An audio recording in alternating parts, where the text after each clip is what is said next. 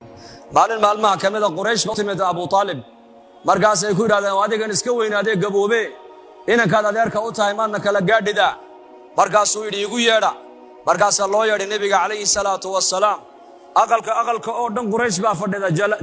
yaani jabaabira Quraysh oo dhan baa aqalka fadhida Abu Jahl Abu Talib Abu Lahab kullu way fadhiyaan ya Abu Sufyan ya Ikrima waxa fadhiya maaragtana Utba iyo Rabi'a iyo Shayba mujrimiintii Quraysh oo dhan baa fadhida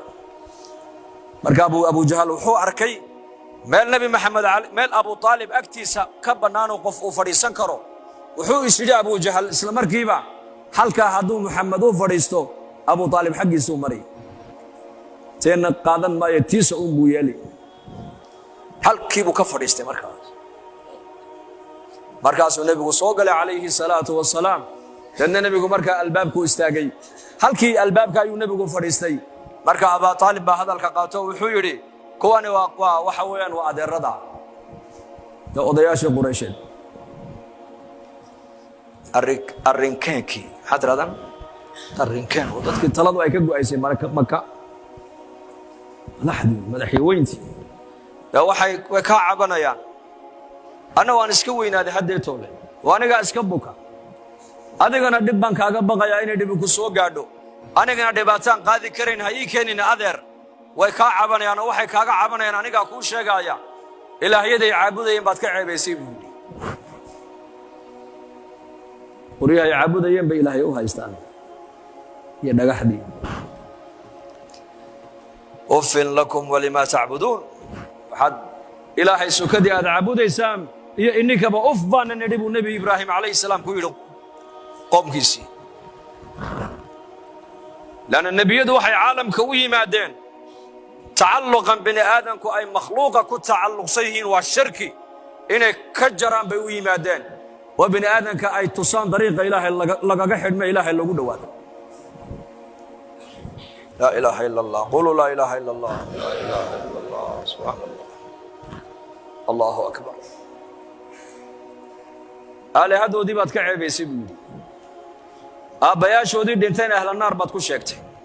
naam kullu man mata ala ghayri al-islam fa huwa fi an-nar diinta islaamka diinaan ahayn qofka ku dhinta buu nabigu yiri naar buu ku dhacay qofkaas ayakiina waxa ilayhin wuxuu naga soo qaaday dadaan aqal lahayn waxba aan fahmayn markaas adeer intaas ay sheeganayaan hal adiguna iyaka waxaad ka tabanaysa sheego maanta nin kala garnaqay marka Abu Nabigu hadalka qaatay calayhi salaatu wasalaam wuxuu yiri adeer anigu adeerada iyo tolkay iyaka ayaan wax la rabaa iyaka ayaan khayr la doonayaa waxaan ugu yeedhayaa kelmad kaliya inay ii yiraahdaan hadday kelmadda yiraahdaan arab oo dhanna waxay u noqonayaan boqorro oo madax bay u noqonayaan عجم أورنا وحي كقاعدة جزية كقاعدة ينبودي وجهل عليه اللعنة للمنصب يا مدحتني ماذا جعل بوها هو سرقعه وحولي ويلك 10 مرة بود طبعا جربا كلمة دا كو علينية كلمة دا إيش يقولي ما كلمة كلية أيان عرب أورنا نقول نقولنا يا بقرة عجب أورنا كقاعدة جزية ها طبعا جربا كو علينية كلمة دا إيش مرقى أبو النبي يقول والله إله إلا الله وإذا قيل لهم لا إله إلا الله يستكبرون أجعل الآلهة إلها واحدا إن هذا لشيء عجاب وقد مدحوا قبصة أبو جهل وحولي صدح بقولي اللحدا إلها عابديني أيا باهدا يدي ضبولي كرلا وباهدا يدي قدي كرلا محمد موحى ونقول صوكو بإله كلي عابده صدح بابا باهيدي يقول في الله له صدح بقولي لحدا إله أجعل الآلهة إلها واحد لأن صدح بقولي لحدا كان سنة بيس عابود أيام ميد والبا منفعي كرادين أيام هدي الروب دونان ميد بي حولها أقل أيام هدي أباري لدرس ميد بي حولها أقل أيام هدو عدو كسودو لميد بي حولها أقل أيام هدي ويلشو إني ويل الأردشا سنة كأي دونان mid bay xoolaha u qalayaan haday duulayaan cadow gudulayaan qabiil kale mid bay xoolaha u qalayaan haday cabsoodaan mid bay xoolaha u qalayaan 360 ka sanab sanab walba macno gaar iyaka ugu fadhiya maca dalika baahidoodii baa ku fadhiya ayay haddana dabooli laayihiin makhluuq adu aad samaysatay sidee buu baahidaada u dabooli makhluuq afaman yakhluqu kaman laa yakhluqu afalaa tadakkaruun waddanka hindiya magaalada Bombay la yidhaahdo qiso cajiiba ka dhacday bari nin ducaada reer Bombay baa noo sheegay nin hinduus oo gaal oo mushrika oo waddanka hindiya u dhashay laakiin Australia ku nool ayaa ninkan muslimkee ganacsadaha xidhiidh baa ka dhaxeeyo badeecada uu ka iibsan jiray marmar maraakiibtu u saari jiray badeecad baa jiray hindiya laga helo Australia aan laga helin badeecadahaas markaa intuu ka soo dalbado ayuu lacagtana banka ugu soo shubi jiray isaguna ama cargo diyaarad buu u saari jiray ama container marka buu u saari jiray ninkii maalqabeenka ahaa ee reer Australia ahaa ee hindiga gaalka ahaa isagii inantiisii oo jaamiciyada iyo islaantiisii baa Bombay yimid ninkii taajirkii muslimka ee markaa la kulmeen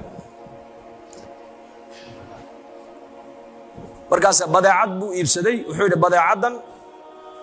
tan adaan ka iibsaday ii soo saar diyaaradda cargo-ga lacagtina waa tan alaabtana aniga gaar meel kale uga soo iibsaday iigu darbu ka yiri markaas uu yiri waayadan qaraxyo iyo adduunka waa la cabsoodaa oo qof walba waxa diyaaradda u saaray uu iska eega badeecadan aniga adiga soo iibsatay de ana ka iibiyo waan garano ana u qoolan wixii ka yimaada laakiin tan adaa ilaa yimid maxaa ku jira ii sheeg markaas uu yiri wax kale kuma jiraan ilaahan caabudaya ku jiro halkan ka iibsaday buuri waa sanad yaro san dheero gacmo badan oo Hindiya ay ku dhaxsanayaan oo lacag lagu iibiyo oo fara badan markaas uu yiri culimada inaan soo weydiin in shariicadaydu ii saamaxayso in kale taajir markuu muslim yahay oo iimaan leeyahay tijaaradiisa wuxuu asaas uga dhigayaa ilaahay macrifadiisa tijaaradiisa wuxuu asaas uga dhigayaa maaragtaana inuu shariicada islaamka ku dhaqmo maxaa banaanayn maxay shariicadu banaanaysay maxaase ii banaanayn wuu soo noqday wuxuu yidhi waxay culimmadaydi igu yidhaahdeen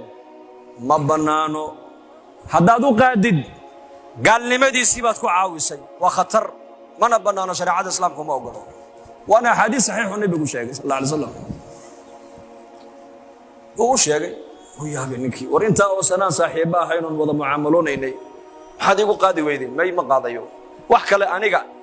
wax kale oo xalaal ah hadaad ii keento waan ku saaray diyaaradda laakiin kan ma qaadayo diinteedana ii saamaxaynan ku qaado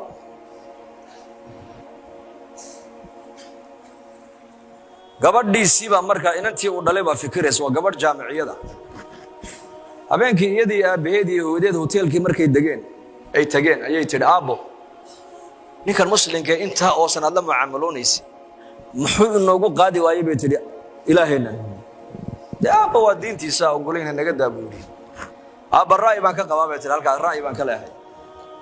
ra'yigaan ka leehay waxa weeyaan bahalkan aan iibsannay